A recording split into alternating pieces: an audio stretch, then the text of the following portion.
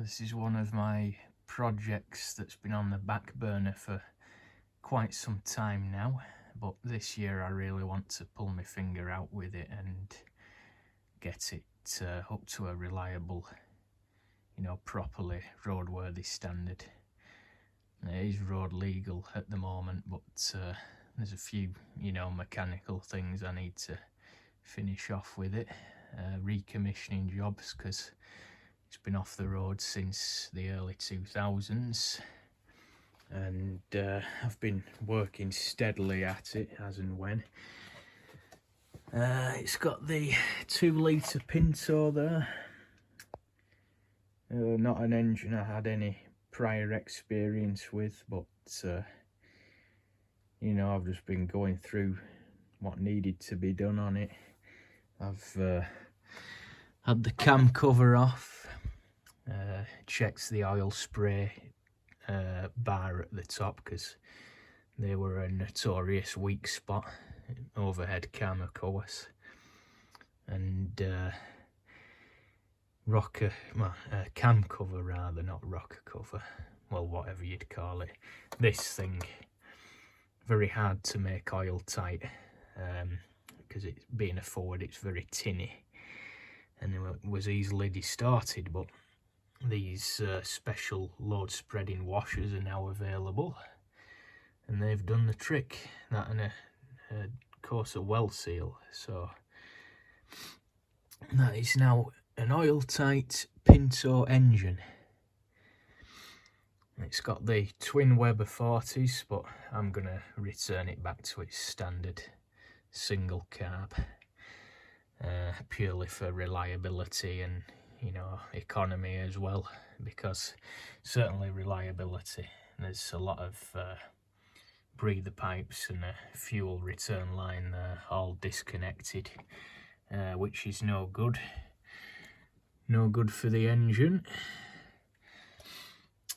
Cam belts I've recently replaced. It wasn't too bad a job, although the radiator had to come out and everything, but I took the opportunity to have that recovered. It wanted doing. But I am going to have to take the radiator and fan off again, because unfortunately the bottom pulley there that drives the water pump and the alternator, it's cast, and that, as you might just be able to see, where is it? There we are. Yeah, you can see it there. It cracked and fractured because it was stuck, really hard on the crankshaft down there. Didn't want to budge, so I had to get a puller on it, and it didn't want to move for love nor money, so it did unfortunately crack. But I do have a replacement here, so I'm hoping that's the right type for it. It looks like it to me, because that one down there on the engine, that I never actually did manage to get that off. I had to draw it forward to fit the new cam belt, because I couldn't see a way of getting it through that tiny gap. Anyway, it's done now, so it's something that wants doing. What else have I been up to? Yeah, done a bit of work on the heater pipes. These are surprisingly hard to come by, and being an RS, very expensive when they do turn up. These special shaped molded pipes. I've even, because I'm quite a perfectionist, I've even sourced some original Ford Motorcraft hose clips there as well. So yeah, it's getting there. It is a good runner, runs very well, very lively, very, pretty potent, even though these days you can't really exploit them to even half the potential on our crowded roads.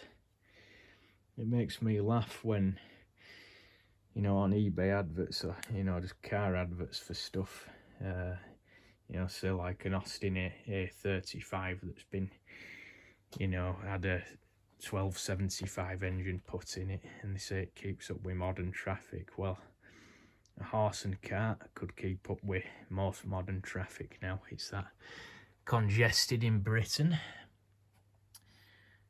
So going inside the car, I've had the driver's seat recovered by Aldridge Trimming.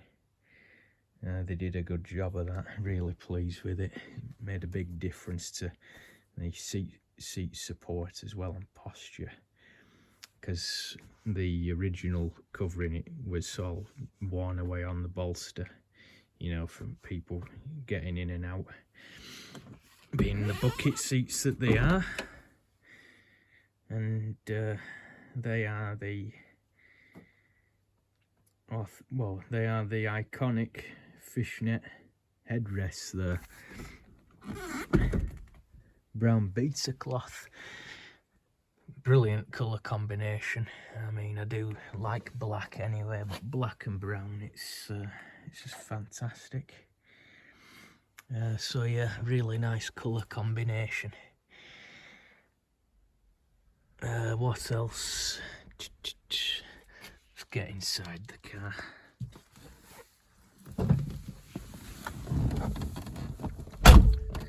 I've got a replacement windscreen for it with the correct bronze tint. I'm not sure if this has been a replacement at some point in the car's life, because I can't decide whether it's totally clear or bronze tinted. It certainly doesn't have the security etching with the registration number anyway, so I think it's a replacement. In any event, I've got a new one because there's a nasty chip there right in my field of vision, and there's these wiper scuff marks there, which is no good. That's from worn wiper blades. 4-speed gearbox that copes very well with the car. I know some people fit the 5 speeds, but I've found the 4 to be perfectly adequate. And you know, these were performance cars when they were new, so the gear ratios would have been chosen to suit the performance. Mileage nearly 70,000. That is genuine. The car has been rebuilt once in its life. Fords are pretty, you know, the Fords of that era, especially Escorts, they weren't made to any enduring quality really. So yeah, that's it really. I am going to be pushing on with this year. I may update it as and when, but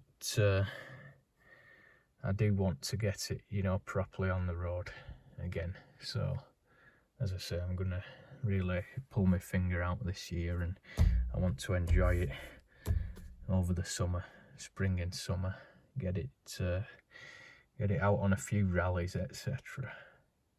So watch this space.